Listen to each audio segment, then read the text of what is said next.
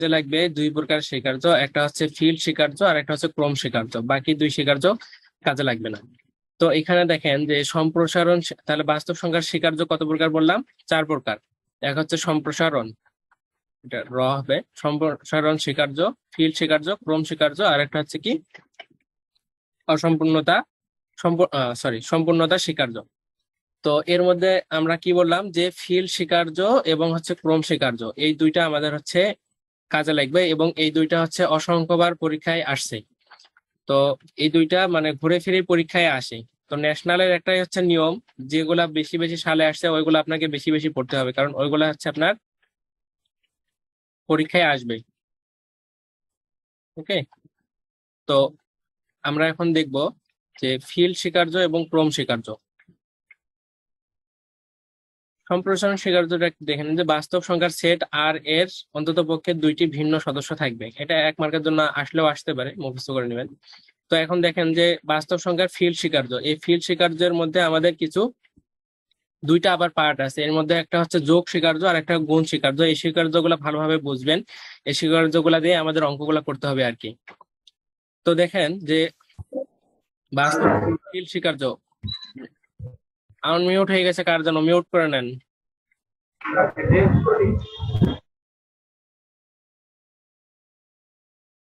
ওকে, তাহলে কি বললাম, এই বাস্তব সংখ্যার ফিল্ড স্বীকার্য দুইটা পার্ট আছে, একটা হচ্ছে যোগের স্বীকার্য আর একটা হচ্ছে গুণের স্বীকার্য। তো যোগের স্বীকার্যটা আমরা জানলে গুণের স্বীকার্যটাও বুঝবো। তো এখানে দেখেন যে এক নাম্বার, যেটা যোগের স্বীকার্যের ভিতরে এক নাম্বার, এটা দেখেন যে আবদ্ধ বিধি।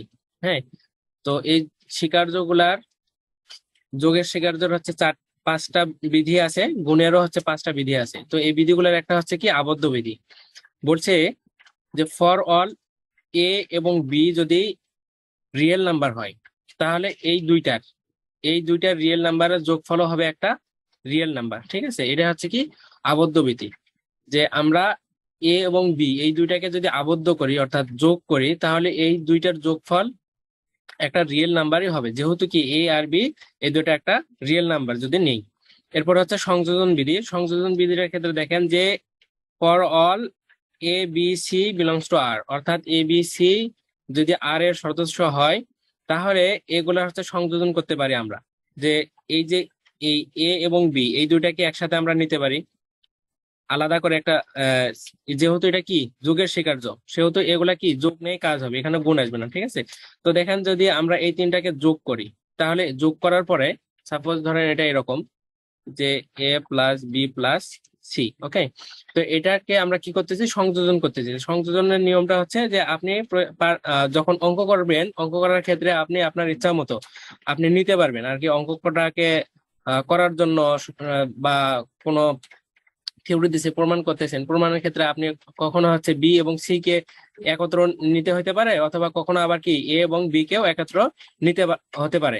তো এই নেওয়ানের যে ব্যাপারটা একসাথে, এটা হচ্ছে সংযোজন বিধি বলতেছে, যে এই তিনটা যদি যোগ অবস্থায় থাকে এদেরকে আমরা কি করে নিতে পারি, আলাদাভাবেও নিতে পারি। যে এর সাথে বি কে আমরা আলাদাভাবে সংযোজন করে নিতে পারবো, প্লাস সি থাকবে।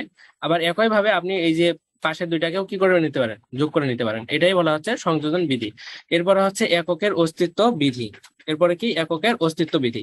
তো এই এককের অস্তিত্ব বিধিটা আবার কি দেখেন, যে for all A belongs to R. তো এখানে একটা বিষয় দেখেন যে এককের অস্তিত্ব বিষয়টা বলতে কি বোঝাচ্ছে, ধরেন যে কোনো কিছুর অস্তিত্ব ধরে রাখার যে চেষ্টা, এটাই হচ্ছে এককের অস্তিত্ব। সাপোজ ধরেন যে আপনার কাছে একটা বস্তু আছে, এরকম একটা বস্তু। ঠিক আছে, এই বস্তুটার সাথে আপনি কি করবেন, যে যে কোনো কিছু একটা যোগ করবেন, যে কোনো কিছু যোগ করে আপনার ওই বস্তুটাই আপনাকে থাকবে, আপনার কাছে ওই বস্তুটাই থাকবে। তাহলে দেখেন যে এই যে ব্যাপারটা, যে এই একের সাথে যে বস্তুটা আমরা নিলাম এর সাথে কোনো কিছুই যোগ করে না কেন, আগের যে জিনিসটা ছিল ওটাই কি আমরা পাবো। তাহলে এই রকম যদি করতে চাই, তাহলে এর সাথে কি যোগ করতে হবে বলেন তো? শূন্য যোগ করতে হবে না? শূন্য ছাড়া অন্য কোনো কিছু যোগ করলে কি এটা থাকবে? থাকবে না। এই যে এই শূন্যর সাথে কোনো কিছু যোগ করা, অর্থাৎ এর সাথে যদি আপনি জিরো যোগ করেন, তাহলে কি হবে? এই হবে। এই বিধিটাকে বলা হচ্ছে এককের অস্তিত্ব বিধি, ঠিক আছে, এটাকে বলা হচ্ছে কি এককের অস্তিত্ব বিধি। এই যে এর সাথে যদি জিরো যোগ করেন তাহলেও এ হবে, অথবা জিরোর সাথে যদি এ যোগ করেন তাহলে কি এই বিধি। তো বিপরীতের অস্তিত্ব বিধিটা আবার কি? বিপরীতের অস্তিত্ব বিধিটা এরকম যে আপনাকে, আপনার কাছে একটা বস্তু আছে আবার, হ্যাঁ, যে সাপোজ ধরেন যে বস্তু না বলে আমি হচ্ছে আপনাকে সরাসরি একটা লেটার বলি, ধরেন যে এ আছে, এটাকে আপনি কি করবেন, এইটার সাথে কোনো কিছু যোগ করে আপনাকে এটা হচ্ছে শূন্য করে দিতে হবে, ঠিক আছে। তো এটার সাথে কোনো কিছু যদি আপনি যোগ করেন তাহলে এরই অনুরূপ কি নিতে হবে, বিপরীত সংখ্যা নিতে হবে। অর্থাৎ আমি প্লাস এ নিলে এটাকে কি নিতে হবে, মাইনাস এ, তাহলে এটা কি হবে, শূন্য হবে। তো ব্যাপারটা এমন, ব্যাপারটা কি এমন, এটাই হচ্ছে বিপরীতের অস্তিত্ব বিধি। যে কোনো যে সংখ্যাটা থাকবে ওইটাকে আমরা শূন্য করার জন্য আর একটা যে সংখ্যাটা নেব, এটাই হচ্ছে কি বিপরীতের অস্তিত্ব বিধি। এজন্য বলা হয়েছে যে আপনি যদি একটা পজিটিভ সংখ্যা এ নেন তাহলে ডিআর এক্সিট আপনাকে কি নিতে হবে, এর বিপরীতটা নিতে হবে, অর্থাৎ মাইনাস এ। এটাই বলা হচ্ছে যে এ যদি একটা রিয়েল নাম্বার হয়, অর্থাৎ আর এর সদস্য হয় এ, তাহলে এটার বিপরীতের অস্তিত্ব বিধিটা হবে এরকম যে মাইনাস এ প্লাস এ, এটার ইকুয়াল কি হবে, জিরো হবে। এরপর হচ্ছে বিনিময় বিধি। বিনিময় বিধিটা আপনারা বুঝবেন, সেটা হচ্ছে এই যে সংযোজন বিধির মতোই, তবে এটা একটু আলাদা। সেটা হচ্ছে আপনার কাছে যদি এরকম এ আর বি দুইটা যদি সংখ্যা হয়, এগুলা যদি বাস্তব সংখ্যার সদস্য হয়, তাহলে এ আর বির যোগ, ঠিক আছে, এ আর বির যোগ কি হবে, এ প্লাস বি হবে। বা এটাকে আপনি আবার কিভাবে নিতে পারেন, আপনি বিনিময় করে নিতে পারেন। অর্থাৎ বিনিময় বলতে কি জায়গা বদল, ঠিক আছে, যে এর জায়গায় বি যাবে, বির জায়গায় কি আসবে, এ আসবে, এটাই তো বিনিময়, তাই না? তো এটা হচ্ছে কি বিনিময় বিধি। আমরা অঙ্ক করার ক্ষেত্রে যদি আমাদের প্রয়োজন হয় যে জায়গা বদল করার, সেক্ষেত্রে আমরা কি করব, জায়গা বদল করে নিব। এই জায়গা বদল করার অংশটাকে আমরা বলতেছি বিনিময় বিধি। আশা করি বুঝতে পারছেন। এবার হচ্ছে আমরা দেখব গুণনের স্বীকার্য। বাস্তব সংখ্যার কি এটা, বাস্তব সংখ্যার ফিল্ড স্বীকার্যের যোগের স্বীকার্য আমরা শিখলাম। এরপরে শিখবো হচ্ছে গুণন স্বীকার্য। এই যে যে স্বীকার্য গুলো আমি এখানে দেখাইলাম, এগুলো আপনি বোঝেন, বোঝানোর চেষ্টা করলাম আমি, আশা করি বুঝতে পারছেন। এখন যে মূল কথা যেটা, এটা হচ্ছে বহুবার আপনার হচ্ছে পরীক্ষায় আসছে যে বাস্তব সংখ্যার ফিল্ড স্বীকার্য লেখো। তো বাস্তব সংখ্যার ফিল্ড স্বীকার্য হচ্ছে আবার কি দুইটা বার, একটা হচ্ছে যোগ স্বীকার্য, একটা গুণন স্বীকার্য। এখন আপনি এটা বুঝে মনে রাখবেন নাকি হচ্ছে মুখস্থ করে মনে রাখবেন, টোটাল বিষয়টা হচ্ছে আপনার। কারণ আপনার ন্যাশনাল ইউনিভার্সিটির যে পরীক্ষাগুলো হয়, এগুলাতে সালে যে প্রশ্নগুলো যেভাবে আসে, ওইটা হচ্ছে সংযোজন বিয়োজন ছাড়া, মানে যে রকম আছে হুবহুব ওইভাবে আসবে। অতএব আপনি এই বিষয়গুলো কি করবেন, মুখস্থ রাখবেন। এখান থেকে আপনি বুঝে বুঝে মুখস্থ করতে পারেন, আইডিয়া নিয়ে যে এইটা বিপরীতের অস্তিত্ব বিধি বলতে এটা বুঝাইছিল, ঠিক আছে, এইভাবে। এরপর হচ্ছে গুণনের স্বীকার্য। গুণনের স্বীকার্য একই আবদ্ধ বিধি থাকবে। ওই একটা যদি আপনি ভালো করে মুখস্থ করেন, এগুলো হচ্ছে দ্বিতীয়টার ক্ষেত্রে। এটার ক্ষেত্রে শুধু আমরা যোগ করছিলাম, আর গুণনের স্বীকার্যের ক্ষেত্রে এগুলা কি করবো, আমরা গুণ করে দিব। ওকে, তো এখন দেখেন যে এ বি যদি আর এর সদস্য হয়, তাহলে এই দুটার গুণফল হবে আর এর সদস্য। এরপরে যদি এরকম থাকে সংযোজন যে এ বি সি, অর্থাৎ এই তিনটার কি হবে, যোগ। ওকে, এই তিনটা যদি যোগ হয়, আচ্ছা একটু ওয়েট করেন। ওকে,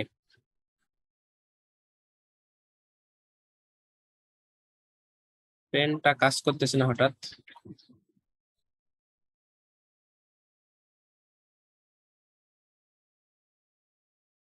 আচ্ছা, দেখেন যে আমি কি বললাম যে এ এ বি সি, এই তিনটা কি করলাম, আমরা গুণ করলাম। তো এটার ক্ষেত্রে সংযোজনটা কি, আপনি প্রয়োজন অনুযায়ী আপনি এই দুটাকেও একসাথে নিতে পারেন, অথবা এই দুটাকেও কি নিতে পারেন, একসাথে নিতে পারেন। সেটা এখানে দেখা হয়েছে। সংযোজন বিধিটি কি, এই তিনটা যদি গুণ করেন আপনি, তাহলে এ বি সি হয়। আপনি এখন প্রয়োজন অনুযায়ী অঙ্ক করার ক্ষেত্রে আপনি যে কোনো এক দুইটাকে একসাথে নিতে পারেন, আর একটাকে বাইরে রাখতে পারেন, যে এ বি ইন্টু সি বা এ বি সি। ওকে, এরপর আমরা দেখব কি এককের অস্তিত্ব বিধি।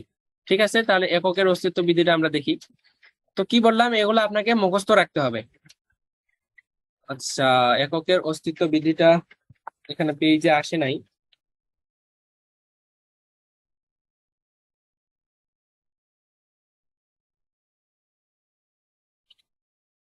আচ্ছা, এককের অস্তিত্ব বিধি আমরা আগেরটাতে কি করলাম বলেন তো? আগেরটাতে আমাদের কি ছিল, যে এককের অস্তিত্ব বিধি বলতে আমরা ধরে জেনেছিলাম যে এ এর সাথে আমরা কোনো কিছু যোগ করে কি থাকবে, এ থাকবে, তাহলে যোগ করছিলাম কি শূন্য, অর্থাৎ এর সাথে এমন কোনো কিছু যোগ করতে পারি আমরা, যোগ করলে যেন এই আসে।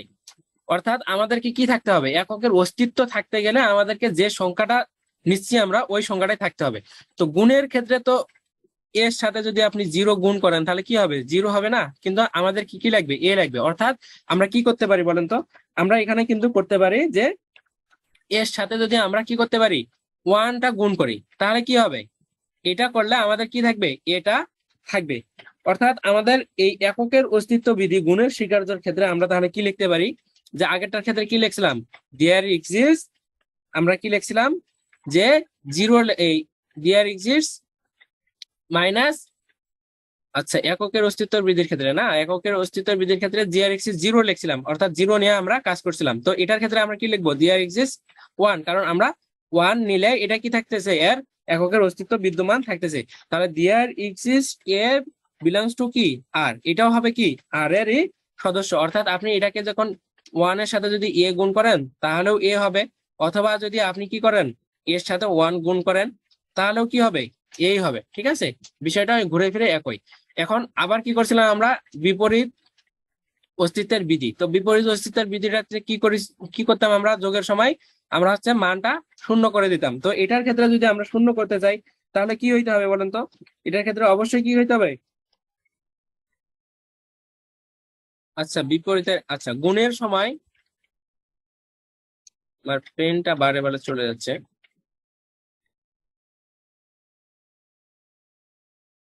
গুণের সময় হচ্ছে আমাদের বিপরীতের অস্তিত্বের বিধির ক্ষেত্রে আমরা এই যে আগেরটা ক্ষেত্রে আমরা যে শূন্য করছিলাম, এইটার ক্ষেত্রে নিয়মটা একটু আলাদা। এটা হচ্ছে আপনার এরকম যদি হয় যে এ বিলংস টু আর,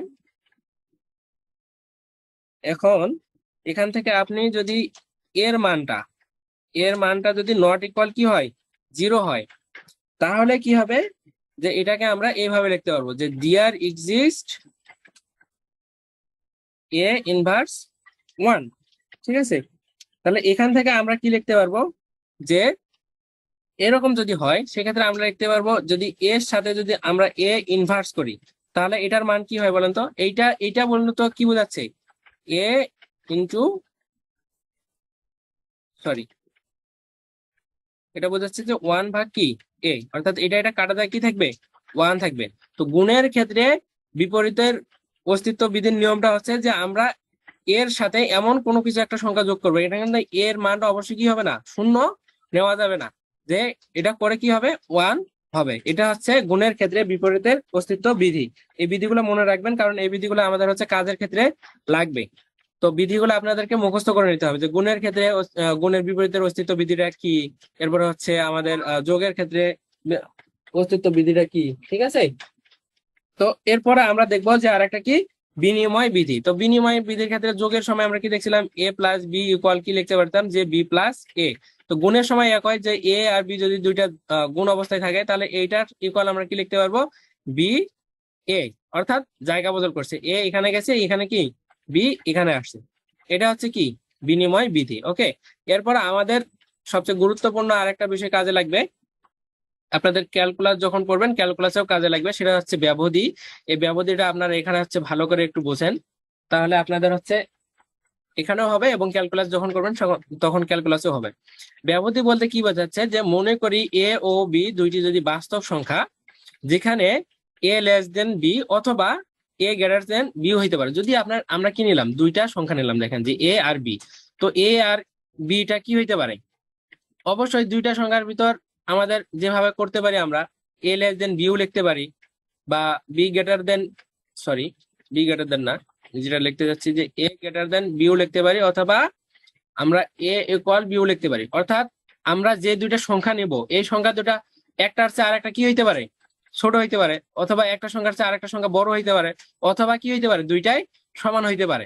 তো এইটাই বলা হচ্ছে যে এ লেস দেন বি বা এ গ্রেটার দেন বিও হতে পারে। আবার কি হইতে পারে, এ ও বি একটি বা উভয়কে বাদ দিয়ে বা লইয়া উহাদের মধ্যবর্তী সকল বাস্তব সংখ্যার সেটকে ব্যবধি বলে। অর্থাৎ আমরা যখন ব্যবধি সংখ্যাটা দেখতেছি যে এরকম হচ্ছে ছোট হইতে পারে অথবা বড় হইতে পারে। আচ্ছা, তো এখান থেকে কি যে এ আর বি এদের একটি সমানটা হবে না আর কি, ব্যবধির ক্ষেত্রে এই সমানটা কাজে আসবে না, এ আর বি সমান হবে না, হয় ছোট হবে নয়তো বড় হবে।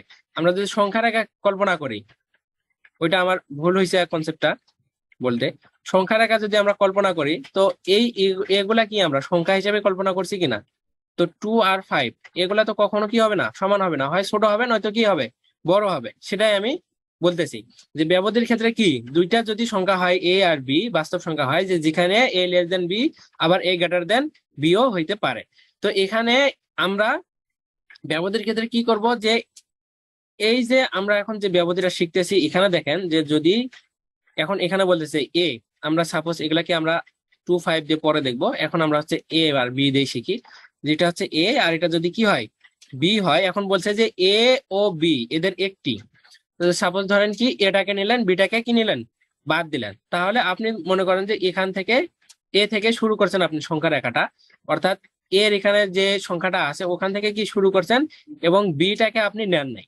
সাপোজ ধরেন বি, বির পয়েন্টটা হচ্ছে কি এখানে, ঠিক আছে, কিন্তু আমাদের সংখ্যা রেখাটা হচ্ছে এখান থেকে, অর্থাৎ বিটাকে বাদ দিয়ে এ থেকে শুরু করছি আমরা। আবার কি করতে পারি যে অথবা আমরা হচ্ছে আবার যদি এটাকে বাদ দেই, অর্থাৎ এ এর ইমিডিয়েট ছোট এই পয়েন্ট থেকে যদি আমরা নিয়ে এই পর্যন্ত নেই, এবার হচ্ছে বিটাকে ধরবো, অর্থাৎ বি থেকে শুরু করে এই পর্যন্ত যদি আমরা সংখ্যা রেখাটা নেই, অর্থাৎ এই সংখ্যাগুলোকে নেই, তাহলেও কি হবে আমাদের ব্যবধি হবে। আবার আরো এক প্রকার ব্যবধি আছে, অর্থাৎ এখান থেকে আমি ব্যবধি কয় প্রকার সেটা দেখাচ্ছি।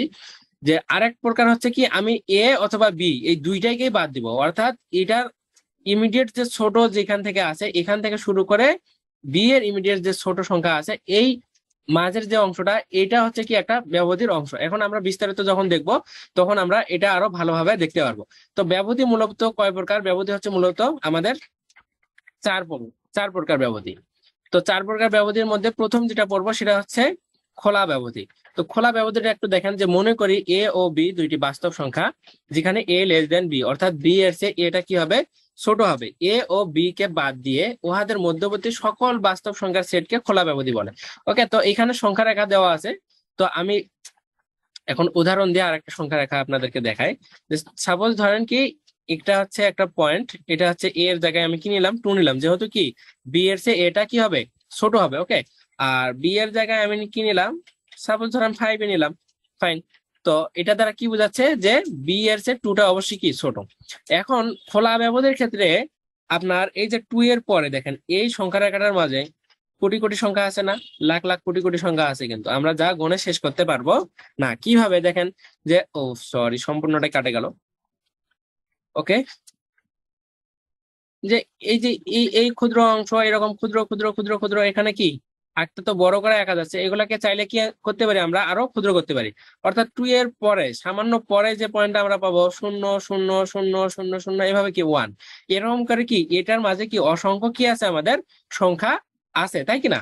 তো এখন দেখেন যে খোলা ব্যবধির যে কনসেপ্টটা সেটা হচ্ছে আমাদের এই যে 2, এই 2 এবং এই 5 এই দুইটাকে বাদ দিয়ে এর ইমিডিয়েট যে ছোট যেটা, সাপোজ আপনি ধরেন যে এখান থেকে ওকে এখান থেকে এই পর্যন্ত, এখান থেকে এই পর্যন্ত এই মাঝের যে সংখ্যাগুলা আছে এই সংখ্যাগুলার সেট সেটকে আমরা হচ্ছে খোলা ব্যবধি বলবো। ওকে, তো এই খোলা ব্যবধিকে আবার হচ্ছে প্রকাশ করে কি দ্বারা, ফার্স্ট ব্র্যাকেট দ্বারা অথবা উল্টা থার্ড ব্র্যাকেট দ্বারা। ওকে, তো আশা করি খোলা ব্যবধিটা বুঝতে পারছেন। তো এখানে দেখেন ব্যবধির ক্ষেত্রে সব সময় মনে রাখতে হবে, ব্যবধির ক্ষেত্রে আপনার হচ্ছে সেকেন্ড ব্র্যাকেট কখনো ইউজ হবে না, ঠিক আছে। ব্র্যাকেট ব্র্যাকেট কত প্রকার বলেন তো, 3 প্রকার, ফার্স্ট ব্র্যাকেট,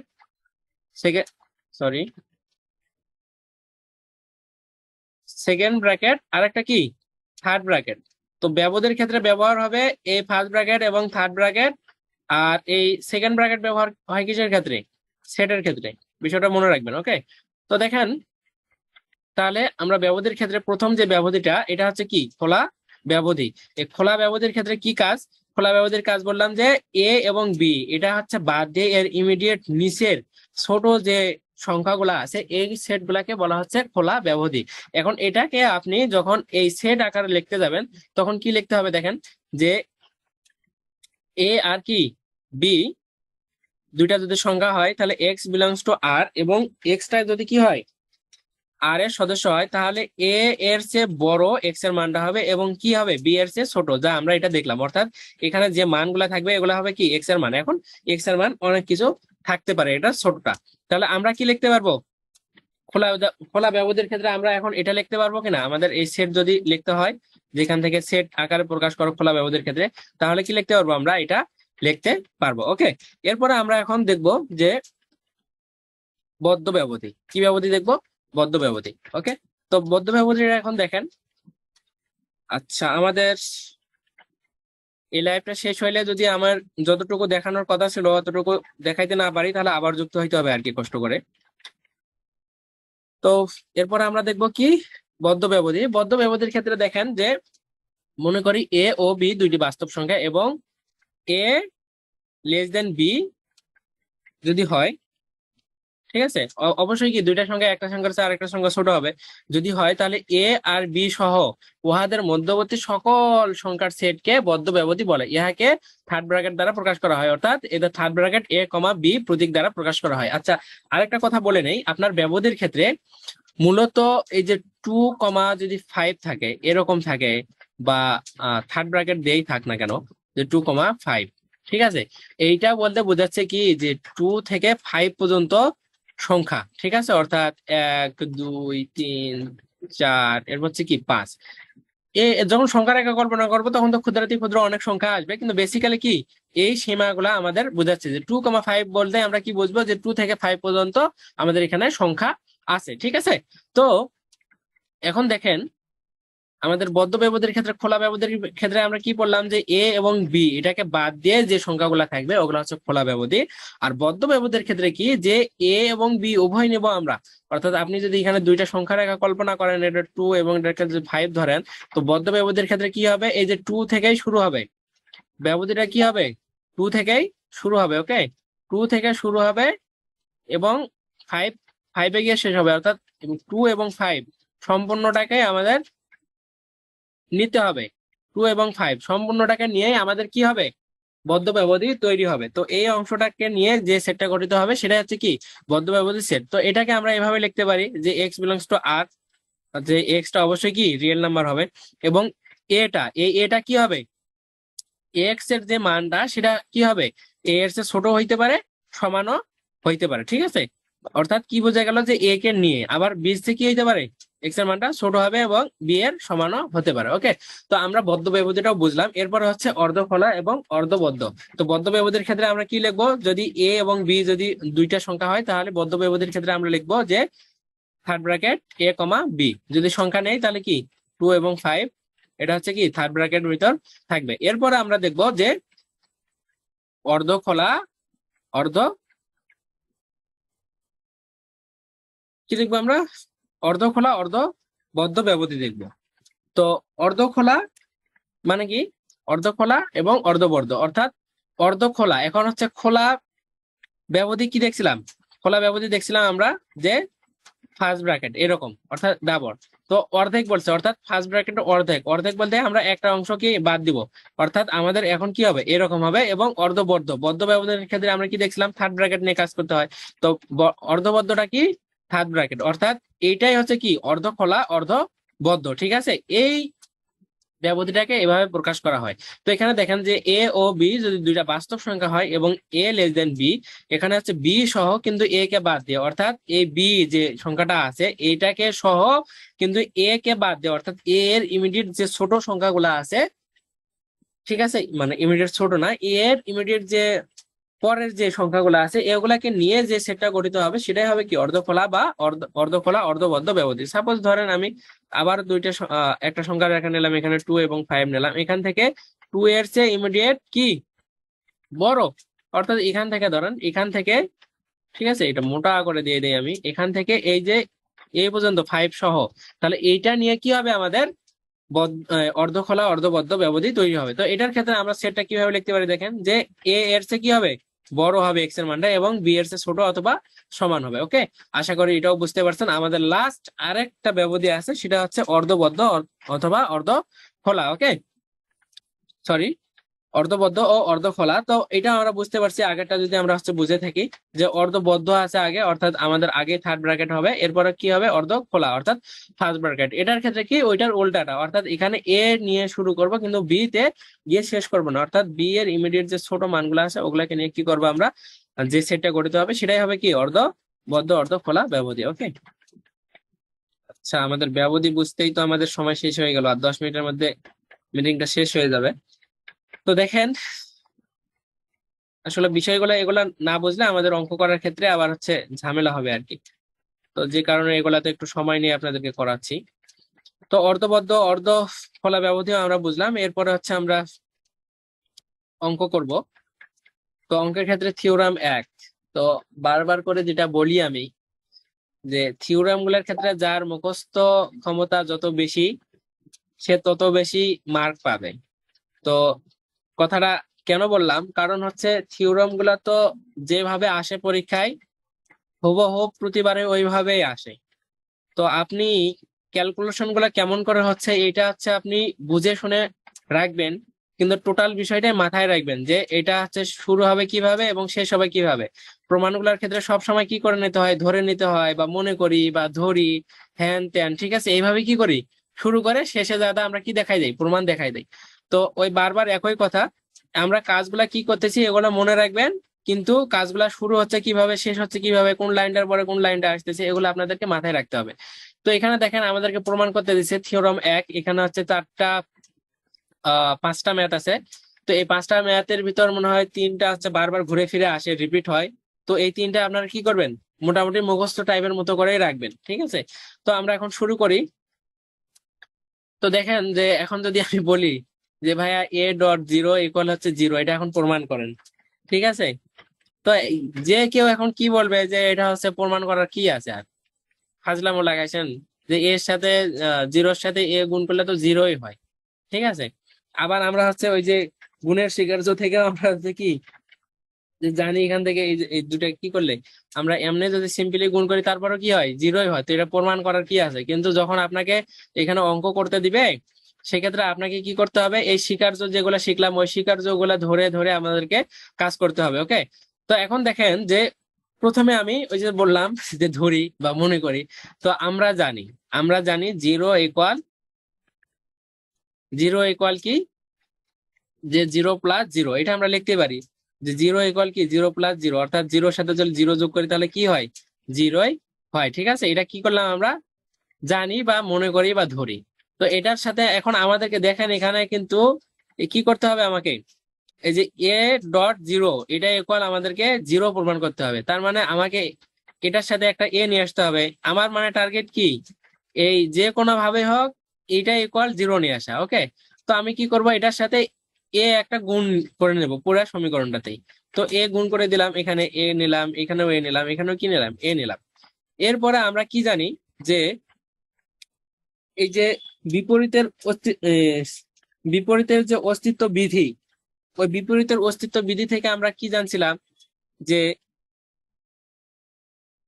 বিপরীতের অস্তিত্ব বিধি থেকে জানছিলাম যে এ মাইনাস এ, অর্থাৎ এরকম কিছু হয়। আমরা শূন্য করতে চাচ্ছিলাম না, যে যে সংখ্যাটা নিব ওইটারই কি বিপরীত সংখ্যা দ্বারা যদি যোগ করি তাহলে কি হয়, শূন্য হয়।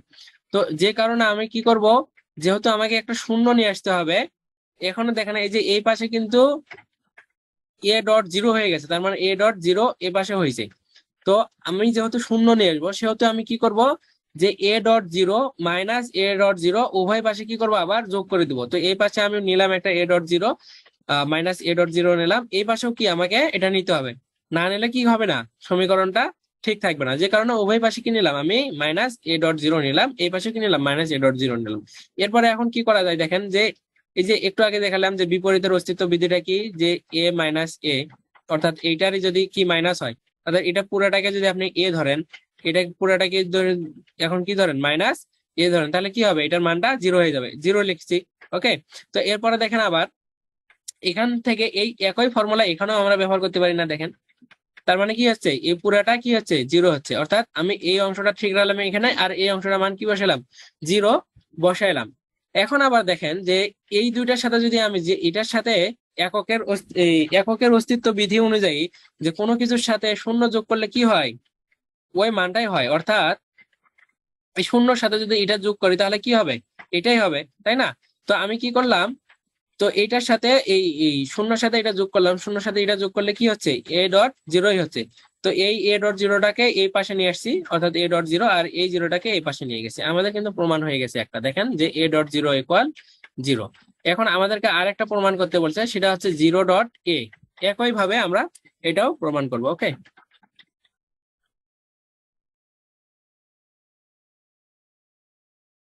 তো আবার আমরা ধরে নিলাম যে আবার zero equal zero plus zero. তো এখান থেকে আমরা আবার কি করব, আমাদের হচ্ছে কাজ কি, এখানে এ নিয়ে আসতে হবে জিরোর সাথে। তো আমরা আগেরটার ক্ষেত্রে কি করছিলাম, এ ডট জিরো নিছিলাম, কারণ আমাদেরকে প্রমাণ করতে বলছিল যে A dot zero equal zero. তো এবার কি বলছে, জিরো ডট এ, অর্থাৎ জিরোর পরে আমরা এ একটা গুণ করে দিব, উভয় পাশে গুণ করে দিলাম।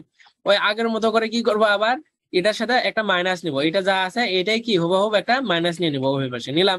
নেওয়ার পরে কি হবে, তাহলে এই অংশটার মান কি হবে, শূন্য হবে। আর এই অংশটা যা আছে, অর্থাৎ আহ এই যে 0.1, ও সরি, মানে জিরোর সাথে এটা কি আছে, গুণ অবস্থায় আছে, এটাকে আমরা এই অবস্থায় রাখলাম, আর এটার মান কি, ওই বিধি অনুযায়ী শূন্য। অর্থাৎ এটাকে আবার কি করি, যদি যোগ করি তাহলে এটাই হয়, এই অংশটাই হয়। তো এই অংশটাকে আমি এই পাশে লিখছি, আর জিরোটাকে এই পাশে লিখছি। তাহলে আমার কি হয়ে গেল, প্রমাণ হয়ে গেল। অর্থাৎ আমরা কি করতে পারলাম, এই বিধিগুলা দিয়ে প্রমাণ করলাম। তো পরীক্ষার হলে আপনাদের নিজের মতো করে আবার করে আসিয়েন না, যে কোনো ভাবে হোক, যে জিরো ইন্টু এ ইকুয়াল, এভাবে নিয়ে এক লাইনে শেষ করে দিয়ে যে ভাইয়া জিরো চলে আসছে। তাই এখান থেকে এ ইন্টু জিরো ইকুয়াল টু জিরোই আসে, ঠিক আছে? তো এইটাই যদি প্রমাণ হয় তাহলে তো অঙ্ক দিত না। তো এইখানে যদি কখনো কখনো বলতে কি প্রতিবারেই আসে, আসলে এই হুবহুব আপনাদেরকে এটাই মনে রাখতে হবে, এটাই লিখতে হবে, ঠিক আছে? এখন আপনি এটা বুঝে করবেন নাকি মুখস্থ রাখবেন, এটা আপনার ইচ্ছা। এরপরে দেখেন 3 নাম্বার ম্যাথটা, এটা অনেকবার আসছিল সালে। তো এখানে দেখেন যে minus A minus B equal A B আমাদেরকে প্রমাণ করতে হবে, যেখানে এ আর বি হচ্ছে রিয়েল নাম্বার। ওকে, তো এখানে দেখেন আমরা জানি যে জিরো ইকুয়াল মাইনাস এর সাথে জিরো, তো জিরোর সাথে মাইনাস এ গুণ করলে কি হয়, জিরোই হয়। তো আমাদেরকে কি লাগবে, মাইনাস এ এবং মাইনাস বি, এই দুটার গুণ অবস্থায় লাগবে। এই দুটার গুণ অবস্থা থেকে আমাদেরকে এ বি প্রমাণ করতে হবে। তো এর জন্য আমরা কি করব, যে এই পাশে শুধু আমরা একটা কাজ করে নেব, যেহেতু আমরা কি করছি, এক পাশে মাইনাস এটা নিয়েছি আগেই প্রমাণের সুবিধার্থ। তো এখন আর একটা কি লাগবে, মাইনাস বি লাগবে। তো যে কারণে আমরা মাইনাস বি এটার সাথে করার চেষ্টা করবো। তো মাইনাস বি করার জন্য কি করতে হবে, এই যে শূন্যর পরিবর্তে আমরা এটা লিখতে পারি। এটা আবার দেখেন যে বি মাইনাস বি ইকুয়াল কি হয়,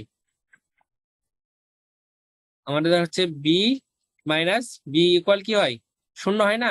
তো এই শূন্যর পরিবর্তে আমি কি লিখলাম, বি মাইনাস বি লিখলাম।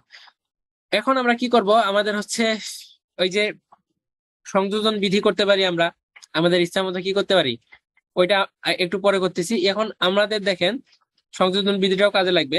তো এখানে দেখেন যে এইটা এটার সাথে এই পুরাটা কি আছে, গুণ অবস্থায় আছে না? তো গুণ অবস্থায় থাকলে কি করতে হবে, আমাদেরকে পুরাটাই আবার গুণ করে দিতে হবে। ওকে, তো আমরা দেখেন, তো এখানে শুধু সিম্পলি গুণ করে দিছি। এর সাথে এই মাইনাস এর সাথে যদি এটা গুণ করি তাহলে কি হয়, এরকম আসে এ প্লাস, এরপর এটার সাথে এটা গুণ করে দিলে কি হয়, মাইনাস এ মাইনাস বি হয়। ওকে, এখন আমাদের দেখেন যে মোটামুটি এই যে মাইনাস এ মাইনাস বি কিন্তু চলে আসছে এই পাশে। তো আমরা চেষ্টা করব এটাকে রাখার, আর ঠিক আছে, তো রাখার চেষ্টা করব। এখন আমাদেরকে দেখেন এই এ বি একটা কিন্তু লাগবে। ওকে, তো এখন দেখেন যে এখান থেকে আমরা কি করতে পারি, এটাকে আবার এটাতে এর মধ্যে ঢুকাই নিতে পারি। ওকে, এটা হচ্ছে কি, এককের আবদ্ধ বিধি অনুযায়ী, গুণের আবদ্ধ বিধি অনুযায়ী কি এই দুটাকে অ্যাটাচ করে দিতে পারি। তো এখন দেখেন যে আমাদের এই দুটাকে অ্যাটাচ করলে এরকম আসে, আর এই পাশটা যা আছে তাই থাকবে, কারণ আমরা এটাই কি এক পাশ পাইছি প্রমাণের জন্য। তো এখানে কি লাগবে, দেখেন যে এ মাইনাস বি। তো আমাদের এক পাশে শুধু কি লাগবে, মাইনাস এ মাইনাস বি। তো মাইনাস এ মাইনাস বি পাইছি, তার মানে এই পাশটাকে আউট করতে হবে না? তো এই পাশটাকে যদি আমি আউট করতে যাই তাহলে এটার সাথে একটা কি করতে হবে, প্লাস মাইনাস, সরি প্লাস না, এটা হচ্ছে কি মাইনাস একটা নিতে হবে আর কি। মাই এটার সাথে কি নিতে হবে, যে এই যে এটা তো আছে, এটার সাথে আমাদেরকে এখন আরেকটা, মানে এটা তো মাইনাস আছে, তাহলে আমাকে কি নিতে হবে, প্লাস মান নিতে হবে, প্লাস এবি। তো প্লাস এবি আর মাইনাস এবি কি যাবে, কাটা যাবে। তাহলে আমরা কি করব, উভয় পাশে প্লাস এবি যোগ করে দিব। এই জন্য জিরোর সাথে প্লাস এবি যোগ করে দিব, এই পাশেও কি প্লাস এবি যোগ করে দিব। তো প্লাস এবি যোগ করে দিলাম, সাথে কি আছে, এটা যা আছে তাই লিখলাম। ওকে, তো এখান থেকে কি হয়ে গেল, এটা আর এটা কাটা গেল। তাহলে এই অংশটা শুধু থাকলো। এখন এখানে আবার দেখেন যে আমাদের ওই যে ঘুরে ফিরে এককের অস্তিত্ব বিধি অনুযায়ী এ প্লাস জিরো ইকুয়াল কি হয়। ওকে, তাহলে আমরা যেখানে ছিলাম, এটাই হচ্ছে আমাদের সমস্যা আর কি, ফ্রি ভার্সনে 45 মিনিট পর পর কাটে যায়। তো এখান থেকে দেখেন এই দুইটা আমাদের কি গেল, কাটে গেল। কাটে গেলে কি থাকে, এইটা থাকে, আর এই পাশে কি, এই এটার সাথে জিরো যোগ করলে কি হয়, এটাই থাকে। অর্থাৎ আমরা লিখতে পারি কি, এইটা ইকুয়াল এটা, আমাদের প্রমাণ হয়ে গেল। ঠিক আছে, এটা আমাদেরকে কি করতে বলছিল, প্রমাণ করতে বলছিল। তো এরপর আমরা আরেকটা দেখি। আচ্ছা, এখানে দেখেন যে A B equal zero for all A comma B belongs to R, অর্থাৎ আর এর যদি এ আর বি সদস্য হয় তাহলে এ ইকুয়াল জিরো অথবা বি ইকুয়াল জিরো, এটা আমাদেরকে প্রমাণ করতে হবে। তো এইটা প্রমাণ করার জন্য এই লাইনটা আপনাদেরকে প্রথমে মুখস্থ করে নিতে হবে। তো এই লাইনটা আবার আসলো কিভাবে সেটা একটু বলি আমি। যে যদি এই যে এ বি ইকুয়াল জিরো হয় এবং এ আর বি যদি আর এর সদস্য হয়, সেই ক্ষেত্রে আমাদেরকে এই যে এখান থেকে এটা এই জায়গাটা দেখেন, এটা হচ্ছে আমাদের গুণনের একক বিপরীতের অস্তিত্ব বিধি। আমি যেটা একটু আগে যেটা দেখালাম আপনাদেরকে, গুণনের যাদের কাছে বই আছে তারা বইটা দেখবেন একটু।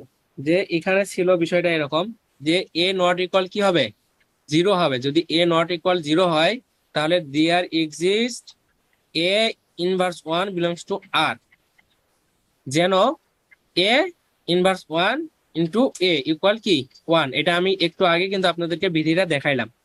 তো আপনাদের যদি মনে না থাকে, যাদের বই আছে বইটা বের করে দেখেন।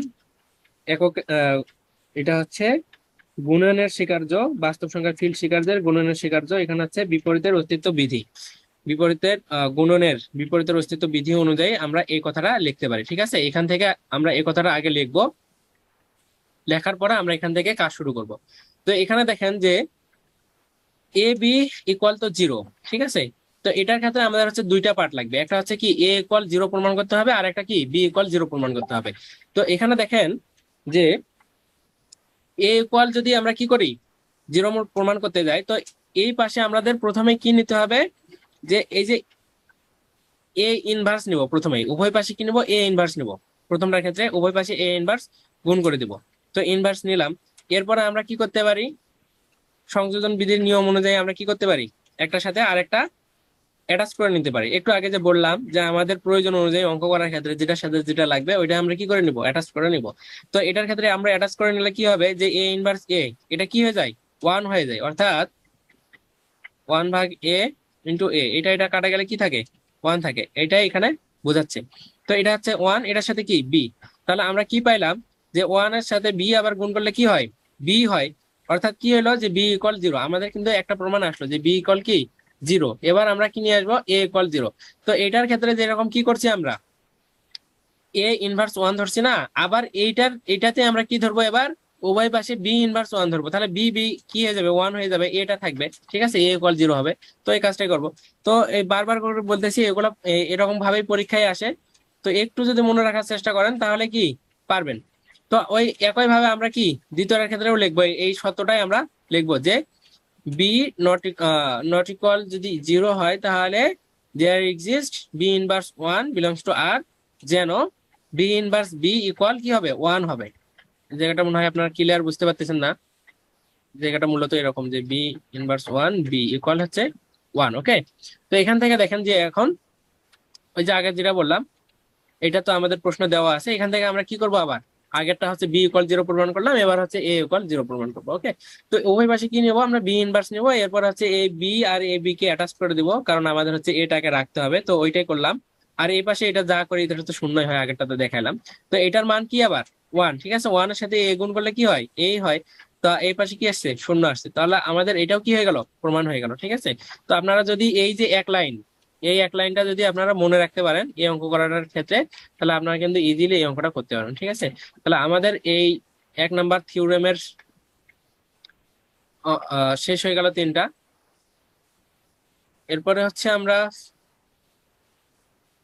এরপরে আরো কিছু থিওরাম দেখবো আমরা। এরপরে গুরুত্বপূর্ণ একটা থিওরাম আছে, সেটা হচ্ছে এই চ্যাপ্টারটা মূলত থিওরাম দিয়ে সাজানো আর কি, মোটামুটি সবই মনে রাখতে হবে। তো এখানে দেখেন 3 নাম্বার থিওরাম, এটাকে বলা হচ্ছে মূলদ সংখ্যার ঘনত্বের ধর্ম। তো ঘনত্ব বিষয়টা কি বলেন তো? ধরেন যে আপনাকে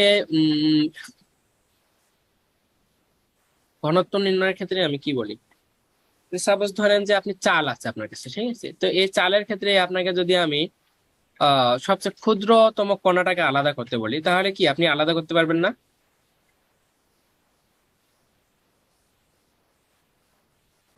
কি হলো?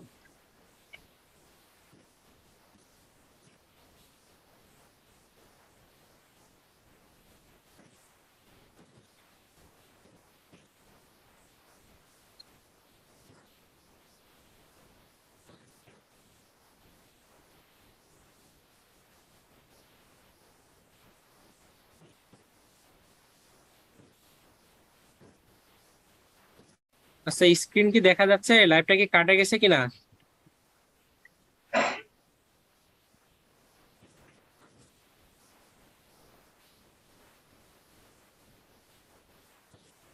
ভাইয়া দেখা যাচ্ছে না। দেখা যাচ্ছে না? না, এখন দেখা যাচ্ছে কি? জি ভাইয়া। জি ভাই।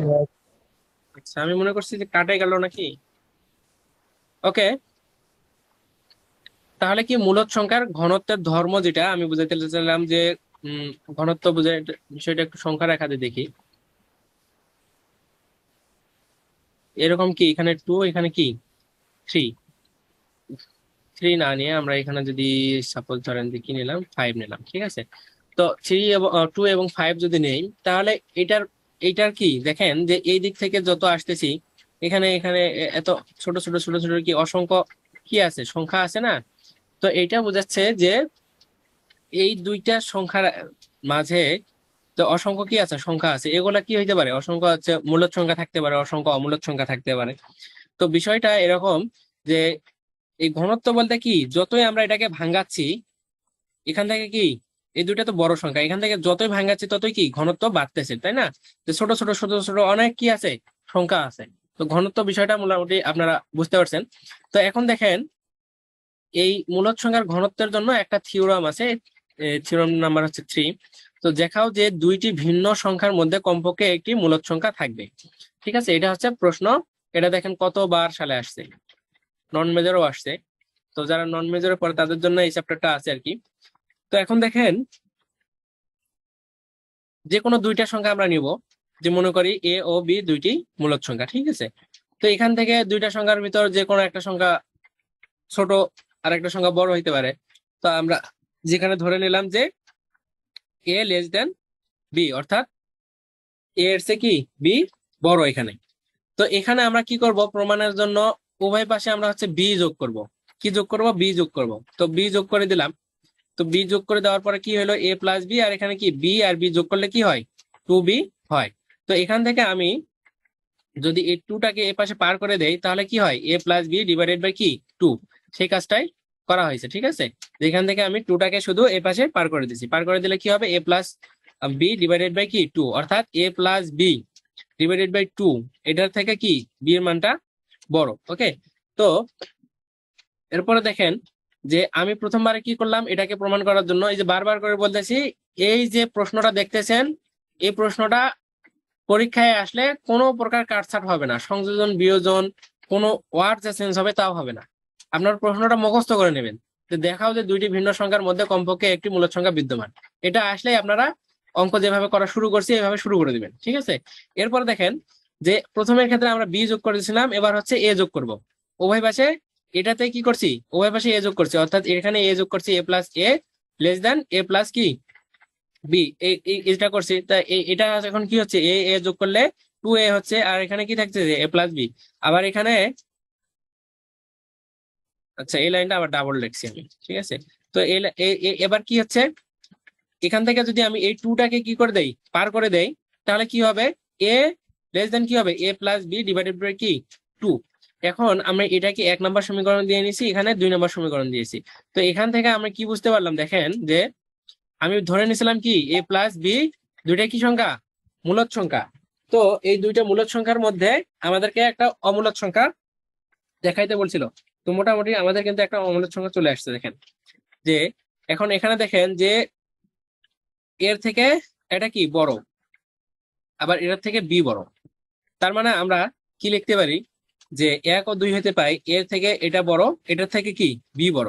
অর্থাৎ দুইটি ভিন্ন মূলদ সংখ্যার মধ্যে এ আর বি দুইটা আমরা মূলদ সংখ্যা যদি ধরি, তাহলে এই দুইটা ভিন্ন মূলদ সংখ্যার মধ্যে আমাদের হচ্ছে কি এটা একটা অমূলদ সংখ্যা বিদ্যমান। এখানে যে কোনো কিছুই হইতে পারে যদি আপনি চলকগুলো আলাদা ধরে নেন, ঠিক আছে। তাহলে আমরা এটাও প্রমাণ করে ফেললাম। ওকে, এরপর হচ্ছে আমরা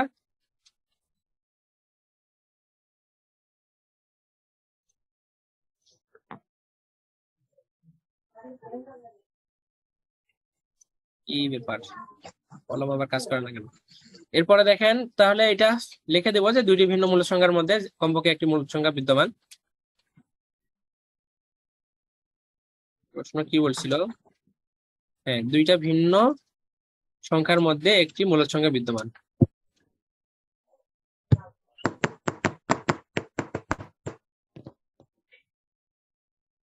ওকে, এরপরে দেখেন 4 নাম্বার থিওরি। তো এই থিওরিটার আগে এই যে একটা সংজ্ঞা পড়ে নেন।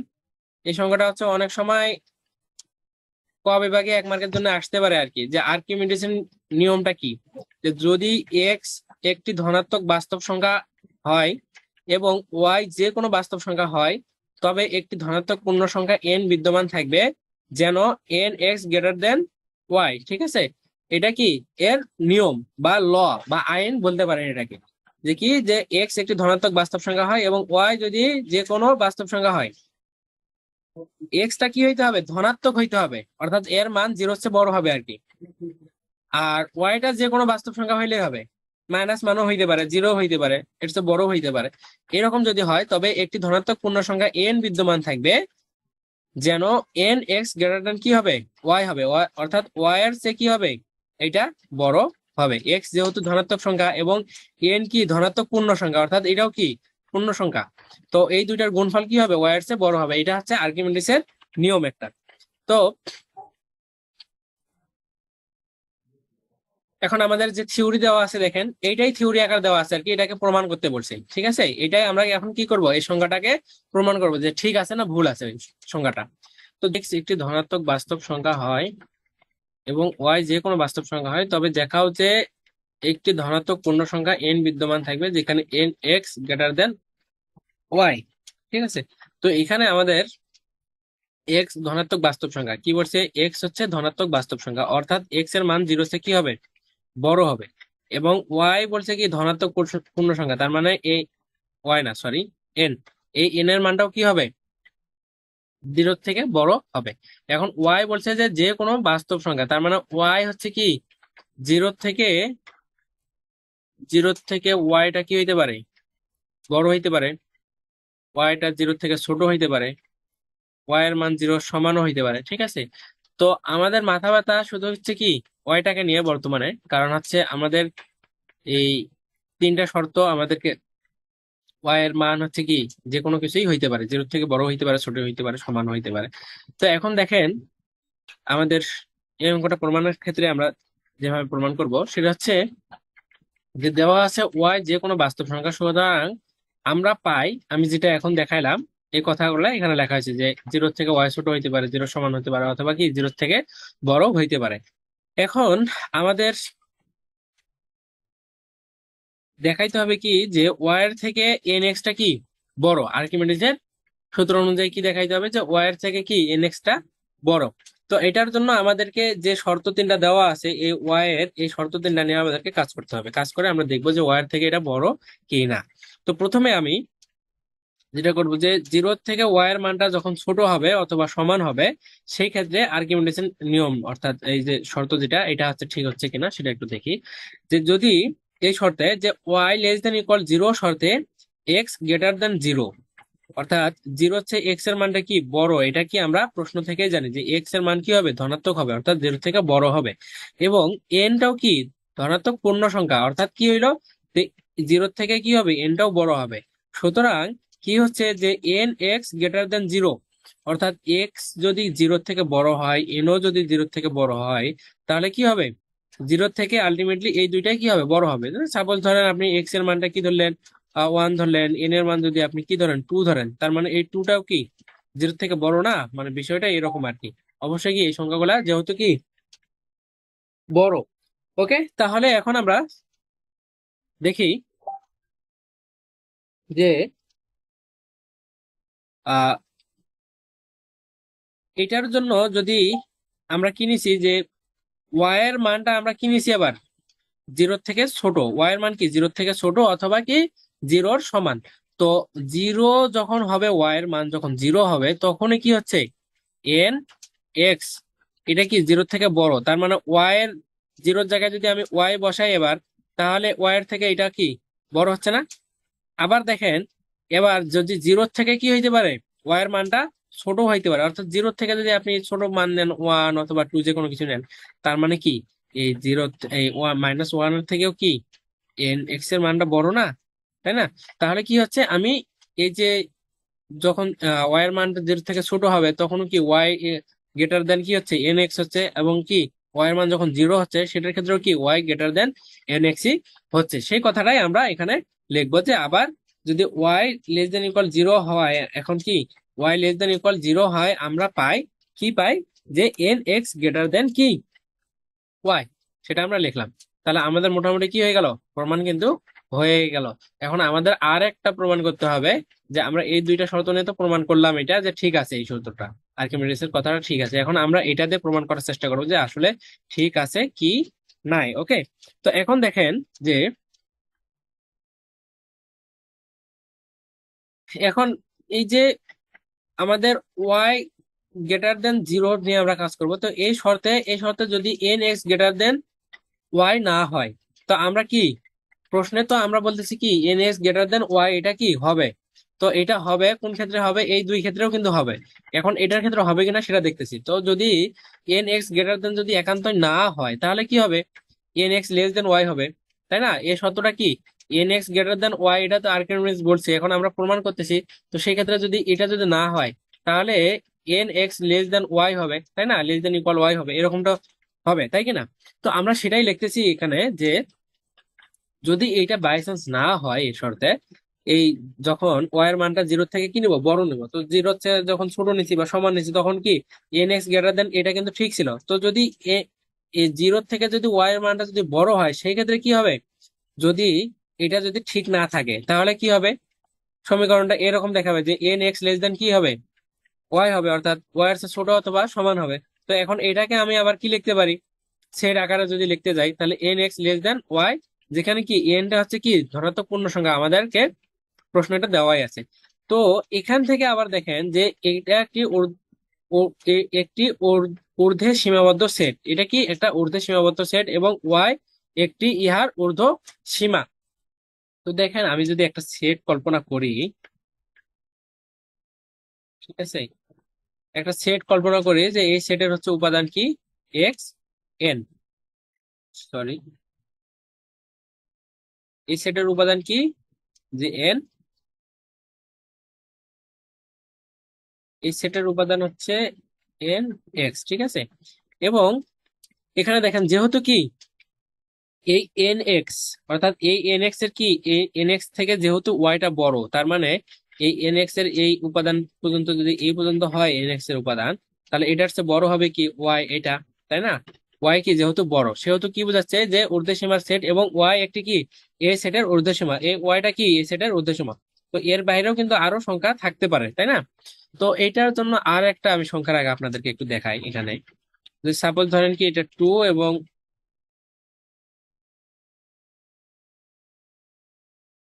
আচ্ছা এখানে দেখেন সাপোজ ধরেন এটা হচ্ছে কি টু, এটা ফোর। তো এই দুইটা সংখ্যা দেখেন যেখান থেকে যে এই 4-এর বাইরেও কি আরো সংখ্যা আছে না, এখানে 5 আছে, 6 আছে, কিন্তু আমি কল্পনা করছি কি এই এই 2 থেকে 4 এর মাঝে আমি একটা সেট কল্পনা করছি।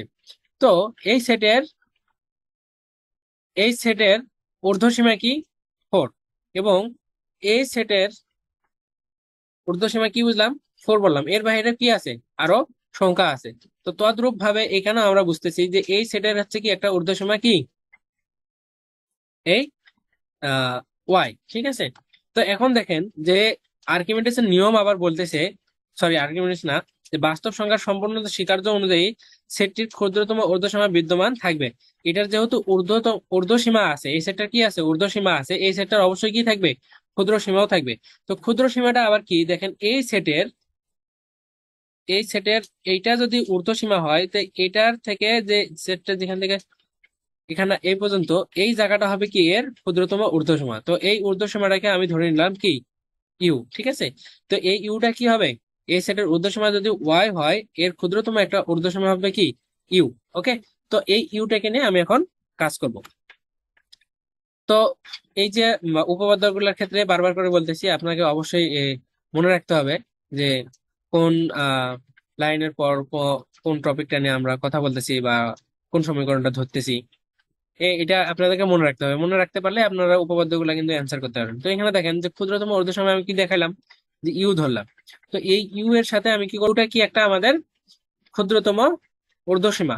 তো ক্ষুদ্রতম ঊর্ধ্বসীমার কনসেপ্টটা আপনারা ক্লিয়ার হয়েছেন কিনা আরেকবার দেখেন। ক্ষুদ্রতম ঊর্ধ্বসীমার কনসেপ্টটা এখান থেকে একটু আরো ভালো করে আপনাদেরকে দেখাই। তো এখানে কি বললাম 2, এবং এটা যদি আপনি ধরেন যে 4, ঠিক আছে, এটা কি ধরেন 4। তো এই 4 এর বাইরেও আরো অসংখ্য সংখ্যা আছে না, থাকতে পারে 5 থাকতে পারে, 4 থাকতে 6 থাকতে পারে।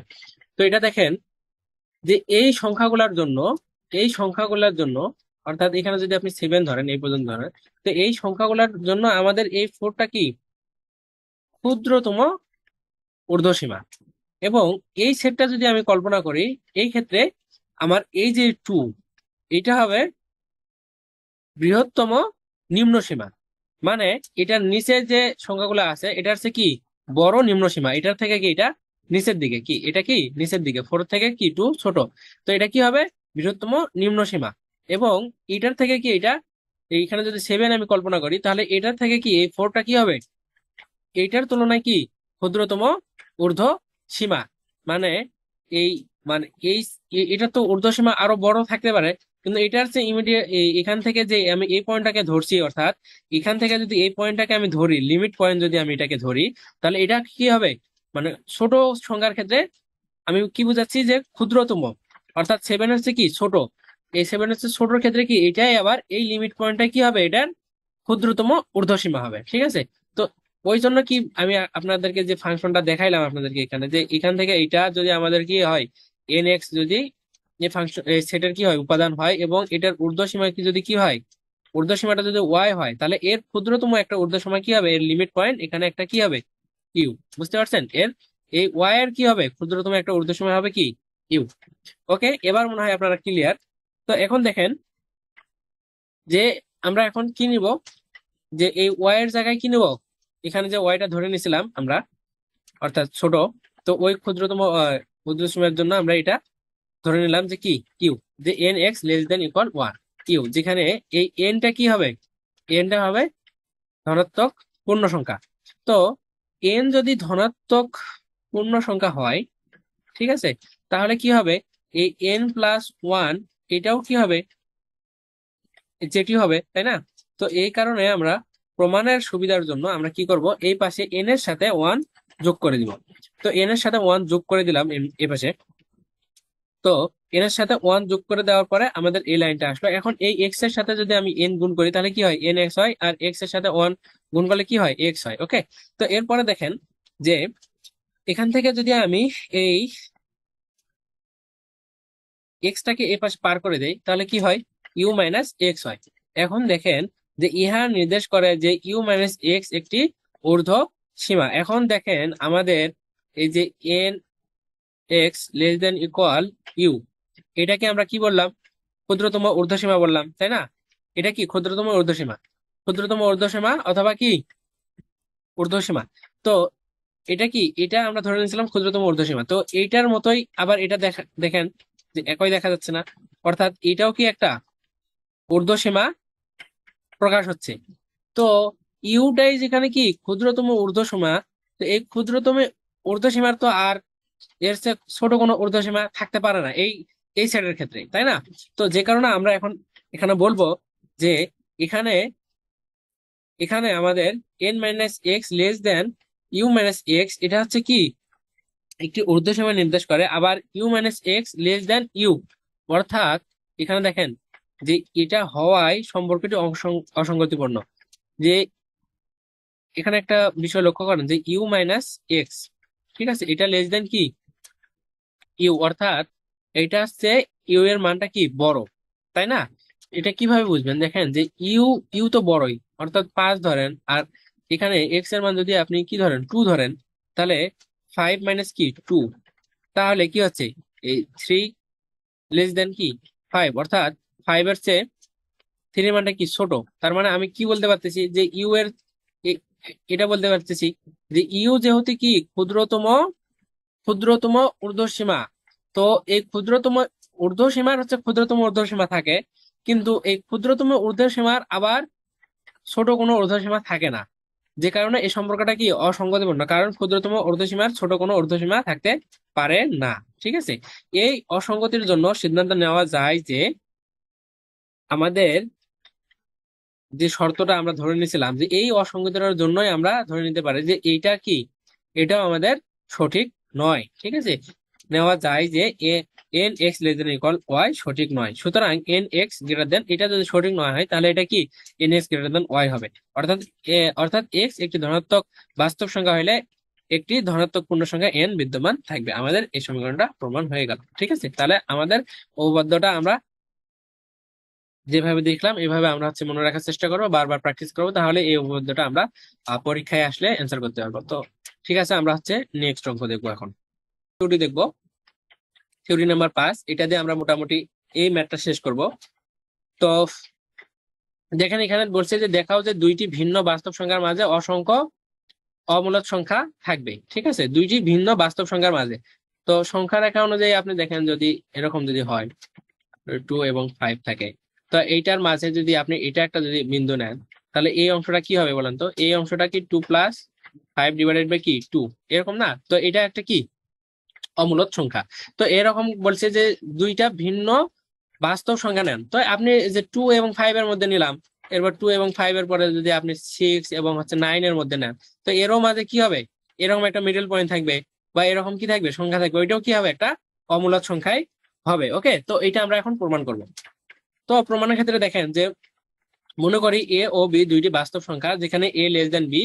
এখন এটার ক্ষেত্রে আমাদের হচ্ছে আর্গুমেন্টিসের একটা সূত্র আছে। এই আর্গুমেন্টিসের সূত্র আমরা যেটা একটু আগে প্রমাণ করলাম ওই সূত্রটা না, আপনাদের যাদের বই আছে তাদের হচ্ছে এই মূলদ সংখ্যা বের করবেন আর কি, সরি মূলদ সংখ্যা না, অমূলদ সংখ্যা বের করবেন। এই অমূলদ সংখ্যার সবার নিচে নোট করে দেওয়া আছে, ঠিক আছে, নোট করে দেওয়া আছে যে এ একটি অমূলদ সংখ্যা হইলে বাস্তব সংখ্যার জন্য আর্কিমিডিসের ধর্ম হচ্ছে এরকম আর কি, যে এন বি গ্রেটার দেন 2a। ঠিক আছে, যেখানে যেখানে হচ্ছে আপনার b greater than 0, b greater than 0। ঠিক আছে, এরকম। তো এখানে দেখেন যে আচ্ছা,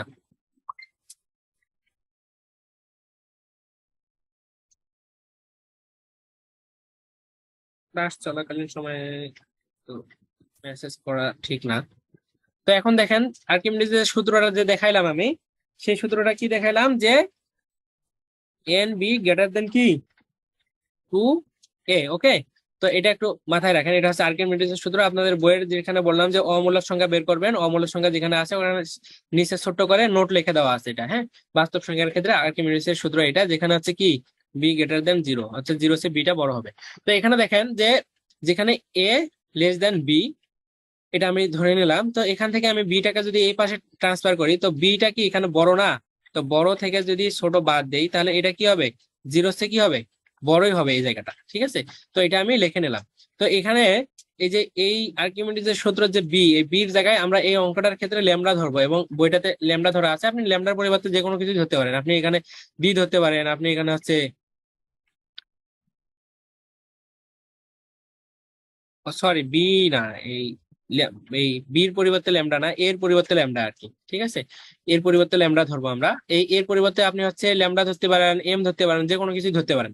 তো এখানে দেখেন যে ল্যামডা একটি ধনাত্মক অমূলদ সংখ্যা হইলে, ল্যামডাটা কি আমরা ধরে নিলাম, এটাকে একটা অমূলদ সংখ্যা ধরে নিলাম।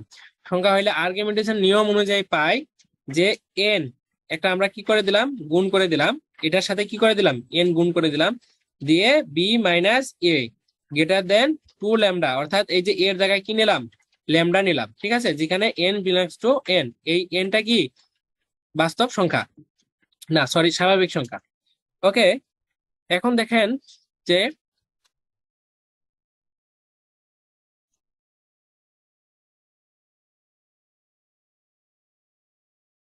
এখন দেখেন এখান থেকে আমরা এই এনটাকে যদি এ পাশে পার করে দেই তাহলে কি হয়, 2 ল্যামডা ভাগ এন হয়, ঠিক আছে। এর পাশে এই এটাকে যদি আমরা এ পাশে পার করে দেই তাহলে কি হয়, এ প্লাস 2 ল্যামডা ভাগ এন। এখন এখানে দেখেন আমরা এটাকে একটা শর্ত আকারে নিতে পারি। কি শর্ত, এই যে বলছিলাম যে উপপাদ্যগুলোর ক্ষেত্রে আপনাকে মনে রাখতে হবে কোথায় থেকে কি ধরতেছি না ধরতেছি, মাঝখানে ক্যালকুলেশন গুলা আপনি হচ্ছে মনে রাখবেন। আর এই ধরাধরি ব্যাপারটা এগুলো আপনাকে মনে রাখতে হবে। আপনার প্রথম এই অঙ্কটা শুরু করার ক্ষেত্রে আপনাকে এই যে প্রথম যে 2টা লাইন আছে এখান থেকে এই পর্যন্ত অঙ্ক শুরু করার ক্ষেত্রে এই পর্যন্ত আপনাকে মনে রাখতে হবে, অর্থাৎ মুখস্থ রাখতে হবে। বুঝতে পারছেন? এরপরে আপনি এটা নিতে পারেন। এরপরে এখান থেকে আপনি শর্তটা নিবেন কিভাবে, দেখেন যে বি গ্রেটার দেন এ প্লাস 2 ল্যামডা ভাগ যদি এন হয়, এটার থেকে কি হবে, ছোট হবে এ প্লাস, আচ্ছা এখানে একটু ঘিসিমিসি হয়েছে, এখানে লিখি যে বি থেকে যদি এ প্লাস 2 ল্যামডা ডিভাইডেড বাই কি এন। আমাদের লাইভটা 10 মিনিটে কাটা যাবে, 10 মিনিটের মধ্যে আমাদের এই অঙ্কটা শেষ করতে হবে, কারণ এই অঙ্কটা শেষ করলে আমাদের অঙ্কটা শেষ। তো এখানে দেখেন যদি এটা হয় তো এটার থেকে আবার আমি এটা লিখতে পারি যে এ প্লাস ল্যামডা ভাগ হচ্ছে এন। বুঝতে পারছেন? ওকে, তো এটা দেখেন যে এটার থেকে এটা বড় কিনা দেখেন তো, এটা থেকে এটা কিন্তু বড়ই হচ্ছে। কিভাবে, 2 সাথে ল্যামডা গুণ অবস্থায় আছে, ওইটাকে ভাগ করে কি হয়েছে, ওটাকে ভাগ করে এ যোগ করছি, সেটা হয়েছে কি তার চেয়েও কি বড় হচ্ছে এই বিটা, তাই না?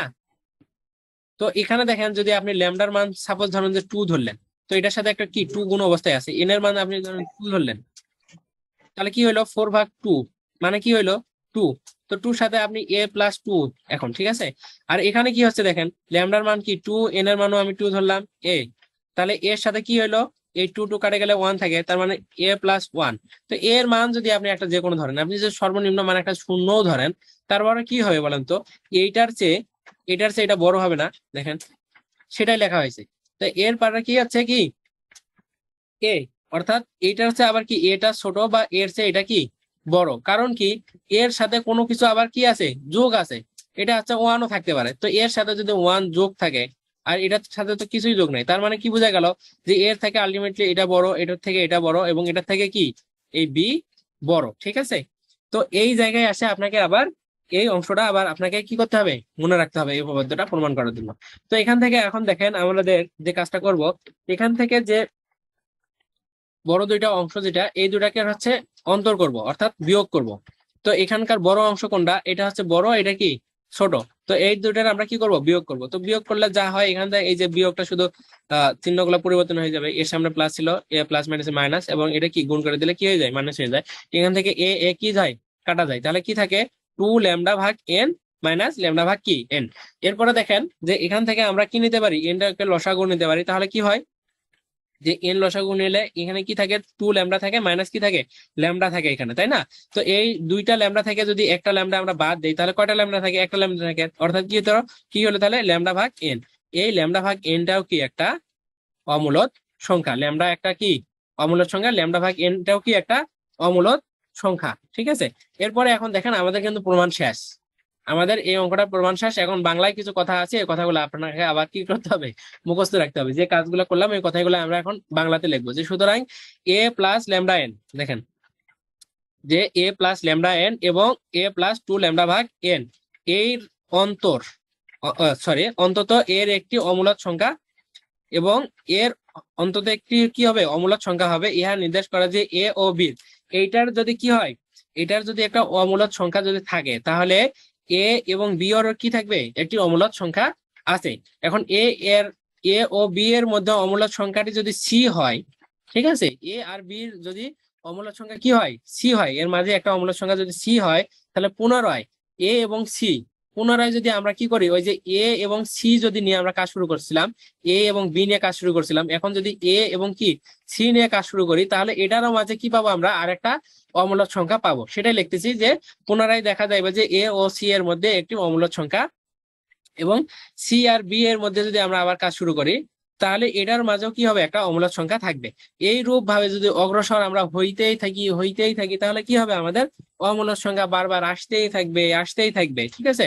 তো সেটাই বলছে যে অর্থাৎ দুইটি ভিন্ন বাস্তব সংখ্যার মধ্যে অসংখ্য অমূলদ সংখ্যা আছে। আমাদের এই 5 নাম্বার যে ম্যাথটা ছিল এটা আমরা প্রমাণ করতে পারলাম, ঠিক আছে। তো আমাদের উপপাদ্য 5 পর্যন্ত করলাম। এর পরের লেকচারে আমরা হচ্ছে উপপাদ্য করব 6 নাম্বার উপপাদ্য করব। এরপরে হচ্ছে 6 নাম্বার উপপাদ্য করব। এরপরে আর কোনো উপপাদ্য হচ্ছে আমাদের সালে আসে নাই, আর সালে যে উপপাদ্যগুলো আসে নাই এগুলো আমরা করব না, ঠিক আছে। তো এরপরে দেখেন এরপরে হচ্ছে 6 নাম্বার উপপাদ্যটা আজকেই দেখানো যায়, তো সময় নাই, আবার এইটা লাইভটা শেষ হয়ে যাবে। এরপরে আমরা হচ্ছে সালে আসছে আমাদের যে অঙ্কগুলা, এক্সাম্পল 2 এটা করব।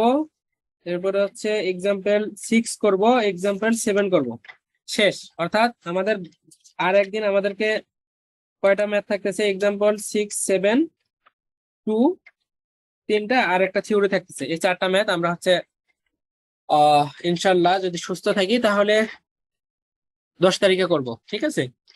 তো আর এই যে এটার যে নোটগুলা করছি আমি, এই নোটগুলা হচ্ছে আমি ওয়েবসাইটে দিয়ে দিব, ওয়েবসাইটের লিঙ্কটা গ্রুপে দিয়ে দেবো, গ্রুপ থেকে আপনারা নিয়ে নোট করবেন আর কি, প্রথম থেকে নোট করবেন, সবকিছু নোট করবেন, নোট করে গ্রুপে পোস্ট করবেন, দিনের কাজ দিনে করবেন, তাহলে আপনাদেরই লাভ, ঠিক আছে। যেহেতু আমরা কি করতেছি না, যে সাবজেক্টটা শুরু করছি ওই সাবজেক্টটাই কিন্তু পড়তেছি, অন্য কোনো ম্যাথ সাবজেক্ট কিন্তু পড়তেছি না।